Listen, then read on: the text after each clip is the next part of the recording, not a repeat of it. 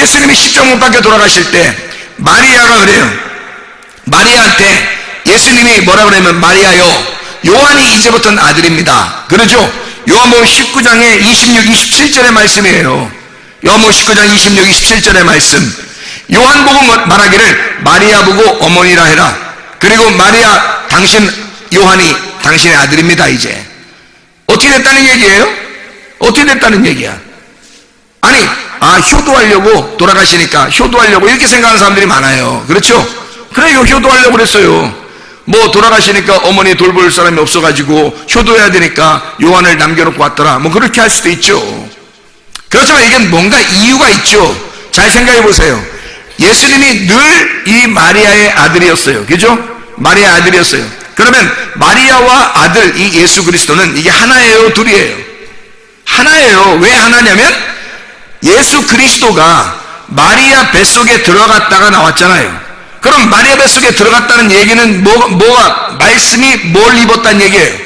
육신을 입었다는 얘기야. 말씀이 육신을 입어서 이제 이 마리아가 예수를 잉태했을 때 마리아가 복음이 된 거예요. 마리아가 이제 어머니란 말이에요. 율법이라는 어머니야.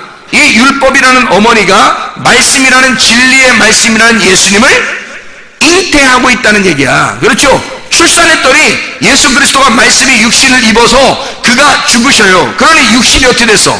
죽는 거죠. 육신이 죽는 거예요. 그러니까 이 마리아 입장에서는 누가 죽는 거예요? 자기가 죽는 거예요. 육신이 죽는 거니까. 마리아가 예수를 잉태하고 예수가 나와서 죽으니까 누가 죽는 거야? 내가 죽는 거지. 말씀이 죽는 건 아닐 거 아니에요. 성령님이 죽는 건 아닐 거 아니에요. 육신이 죽는 거죠. 그렇죠? 그러니 누가 죽는 거야? 마리아인 자기가 죽는 거예요. 그랬더니 더 이상 이제는 마리아요, 너에게 아들은 이제 누가 있다? 요한이라는 거야. 요한이 뭐냐면 사랑받는 아들이에요. 요한이 예수님의 사랑하는 제자예요. 사랑받는 아들이라고. 요한이 이제 누가 아들이 되는 거예요? 요한이 아들이 되는 거예요.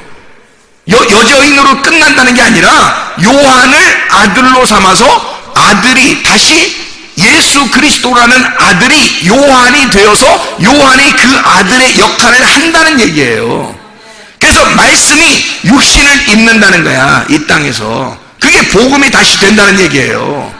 요한이 아들이 되고 마리아는 어머니가 된단 말이에요. 어머니는, 성경에서 어머니는 어디에 있냐면 광야의 어머니거든요. 잉태하는 어머니, 광야에 잉태한 어머니예요. 광야에서 아이를 낳아요. 광야에서. 그럼 그 아이를 낳으면 그 아이가 지성소로 올라가는 거거든요. 그럼 보세요. 광야의 어머니라는 율법이 아이를 잉태하여 출산하게 된다. 근데 요한이 다시 아들이 된다는 거야. 그 말이 무슨 말이겠어요? 어머니가 율법이 된다는 얘기예요. 어머니가 율법이 되고 그 아들이 하나님의 사랑받는 아들, 말씀, 하나님의 아들이 들어간다는 얘기야. 다시 하나님의 아들의 말씀이 되어버린다는 얘기예요. 그러니까 어머니, 율법은 하나님의 아들이 없으면 안 되고 하나님의 아들은 율법이 없으면 안 돼요. 잘 생각해 봐요. 자, 보세요.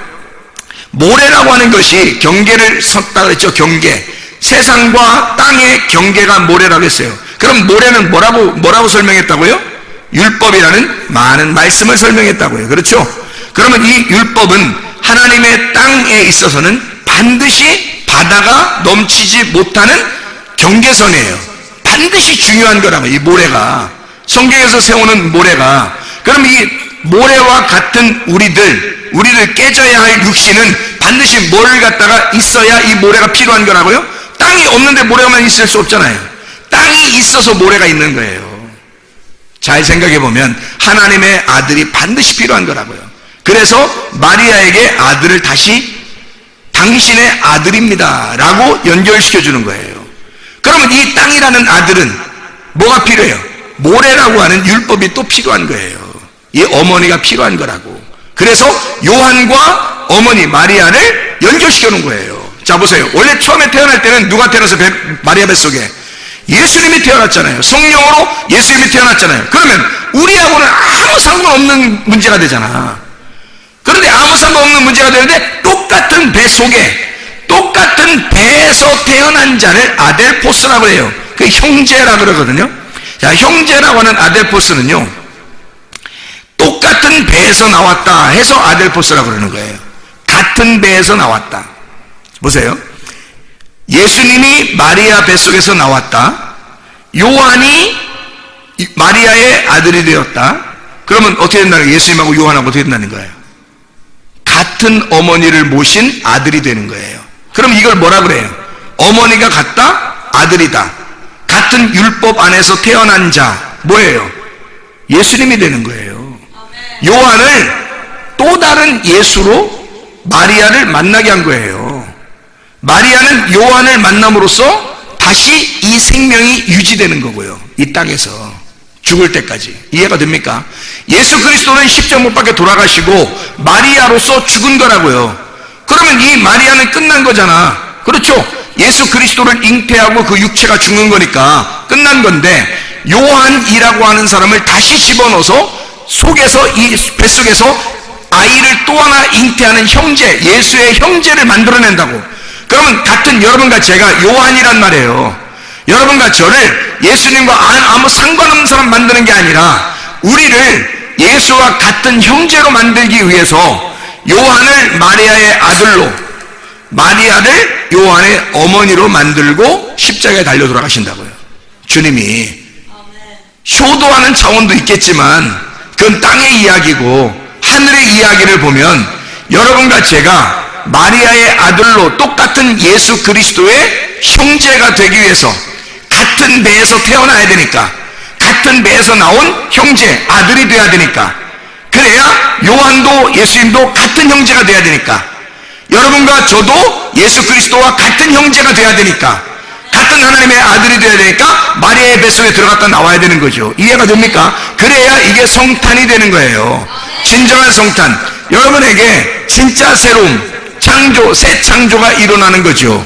모래가 바닷물을 넘어서지 못하게 만드는 경계가 된다고요. 이 마리아라는 율법이 없이는 우리는 이 세상의 지식을 이겨낼 수가 없어요. 모래가 없이는, 모래를 통해서 이걸 넘지 못하게 해서 우리를 보호하신다고, 하나님이. 잘 생각해 보세요. 세상에 있는 지식이 우리를 이기지 못하도록 하려면 우리 자신들은 진짜 진리의 말씀으로 무장하셔야 됩니다. 지금 시대가 딱 그래요. 지금 시대에 진리의 말씀으로 무장하지 않으면 세상의 지식이 넘어버려요. 그래서 우리를 갖다 침범해버린다고. 세상이 어떻게 이길 수 있어요? 성경이 위배되는데, 그러면 성경이 위배되는데 그걸 마지막 때라 그러는 거예요. 바다가 파도에 우은사자와 같이 막 덤벼든다는 거예요. 그래도 음부의 권세가 이기지 못하는 게 교회입니다. 진짜 진리의 말씀의 교회는 음부의 권세가 이기지 못해요. 왜? 그렇게 죽으신 예수가 나의 형제니까. 그렇게 죽으신 예수와 나는 같은 마리아 안에서 태어난 아들이니까, 하나님의 아들이니까, 그 진리의 말씀이 되시니까, 진리의 말씀을 우리가 지키는 게 아니라 진리의 말씀이 되셔야 하는 겁니다. 여러분과 제가 그 말씀으로 하나 되시기를 바랍니다. 우리 하나님 아버지의 사랑과 은혜를 감사합니다. 주의 말씀으로 충만하게 도와주시옵소서. 그리스도의 장성한 분량이 충만한 데까지 이르는 주의 말씀, 진리의 말씀으로 살아가는 주의 사람들이 다 되게 도와주시옵소서. 예수 그리스도 존귀하신 이름 받들어 기도드렸사옵나이다.